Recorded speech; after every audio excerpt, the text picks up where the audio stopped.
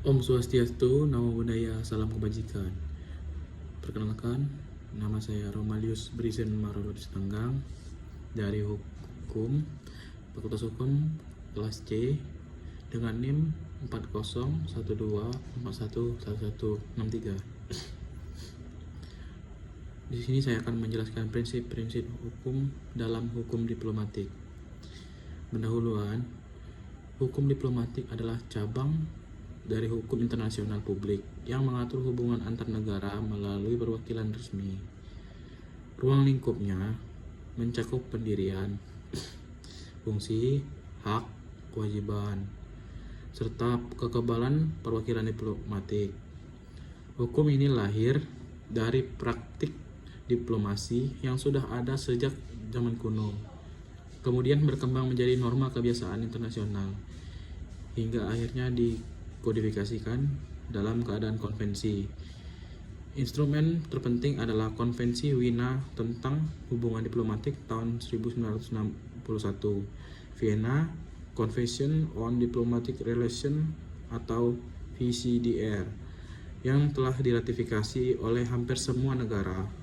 Konvensi ini menjadi dasar universal bagi praktik diplomasi modern, sehingga prinsip-prinsip yang tergandung di dalamnya wajib dihormati oleh seluruh komunitas internasional. Diplomasi sendiri memiliki peran sentral dalam hubungan internasional.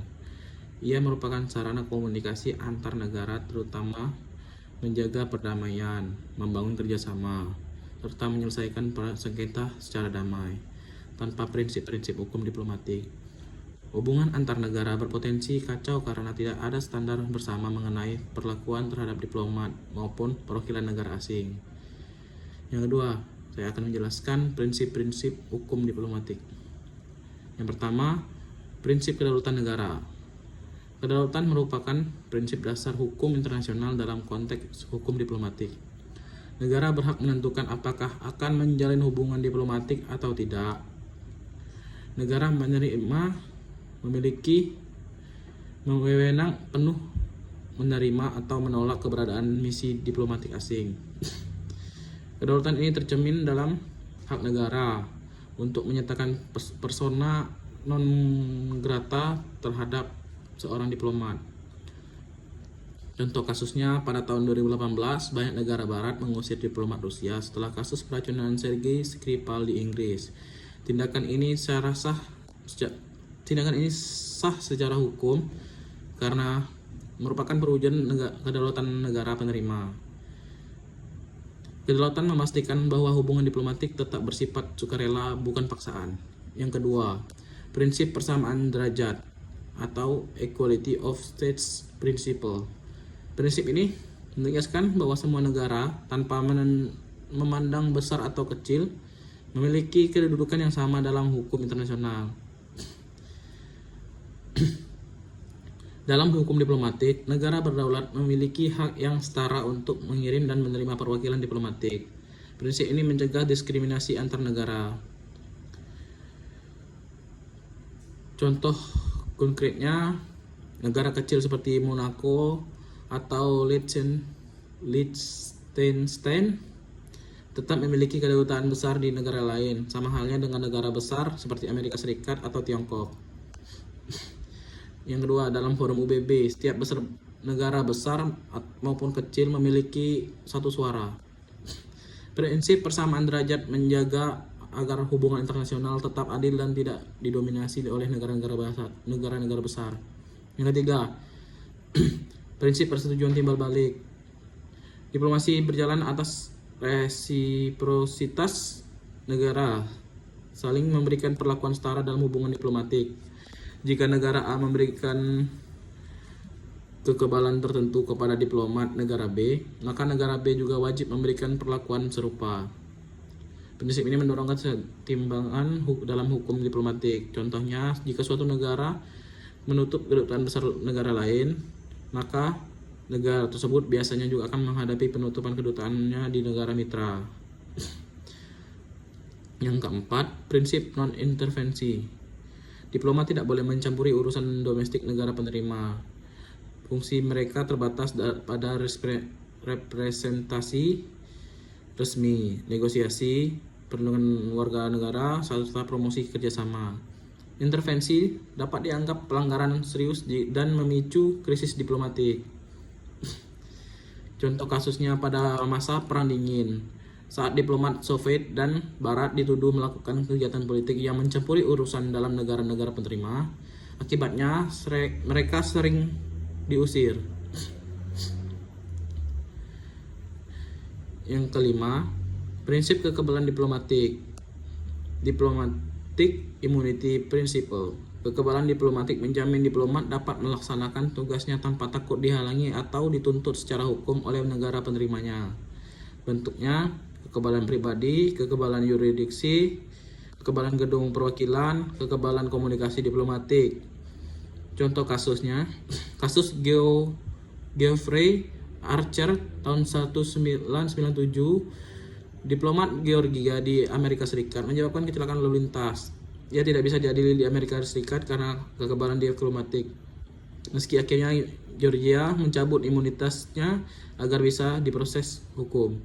Prinsip ini sering menuai kritik karena dianggap melindungi diplomat yang menyalahgunakan haknya, tetapi tetap dianggap penting untuk menjamin kelancaran hubungan diplomatik. Yang keenam, prinsip fungsi diplomatik. Hak dan kekebalan. Diplomatik tidak dimaksudkan untuk kepentingan pribadi, melainkan agar diplomat dapat menjalankan tugasnya. Fungsi diplomatik berdasarkan pasal 3 Konvensi Wina tahun 1961. Yang pertama, mewakili negara pengirim. Kedua, melindungi kepentingan negara pengirim dan warganya. Yang ketiga, melakukan negosiasi dengan pemerintah negara penerima. Yang keempat, mengamati dan melaporkan kondisi negara penerima. Yang kelima, mengembangkan hubungan persahabatan. Dengan kata lain, kekebalan hanya berlaku sepanjang hubungan dengan pelaksanaan fungsi diplomatik. Yang ketujuh, prinsip perlindungan misi diplomatik. Negara penerima berkewajiban memberikan perlindungan penuh terhadap perwakilan diplomatik.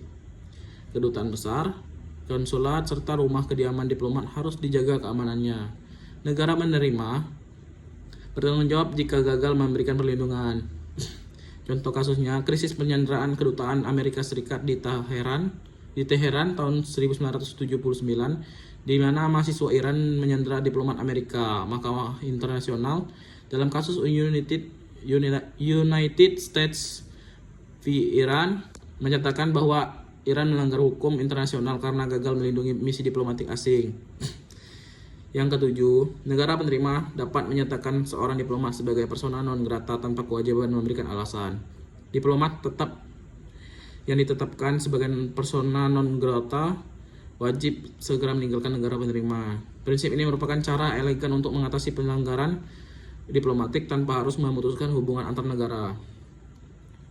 Contoh kasusnya pada 2021, beberapa diplomat Rusia diusir oleh sejumlah negara Eropa dengan status persona non grata karena dugaan spionase.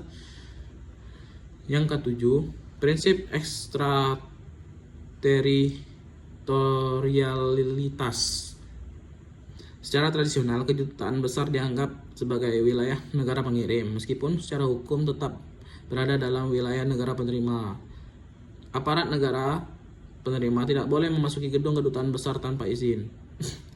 Prinsip ini melindungi misi diplomatik dari gangguan eksternal, maupun istilah ekstrateritorialitas kini lebih bersifat metaforis. Substansinya tetap bahwa misi diplomatik tidak boleh diganggu. Yang kedelapan, prinsip penyelesaian sengketa secara damai. Peaceful settlement of disputes. Apabila terjadi perselisihan diplomatik, penyelesaian harus dilakukan secara damai. Negara dianjurkan menggunakan negosiasi, mediasi, konsiliasi, dan arbitrase atau forum internasional. Prinsip ini sejalan dengan pasal 2 ayat 3 Piagam PBB. Contohnya, sengketa antara Inggris dan Iran terkait penahanan kapal tanker minyak diselesaikan melalui jalur diplomasi, bukan kekerasan. Analisis kritisnya, prinsip hukum diplomatik adalah fondasi penting bagi stabilitas internasional. Namun, dalam praktiknya sering muncul persoalan yang pertama, penyalahgunaan kekebalan diplomatik. Yang kedua, ketegangan antara kedaulatan dan kekebalan. Yang ketiga, politik internasional. Cukup sekian video dari saya, semoga bisa menambah ilmu kita. Sekian, terima kasih.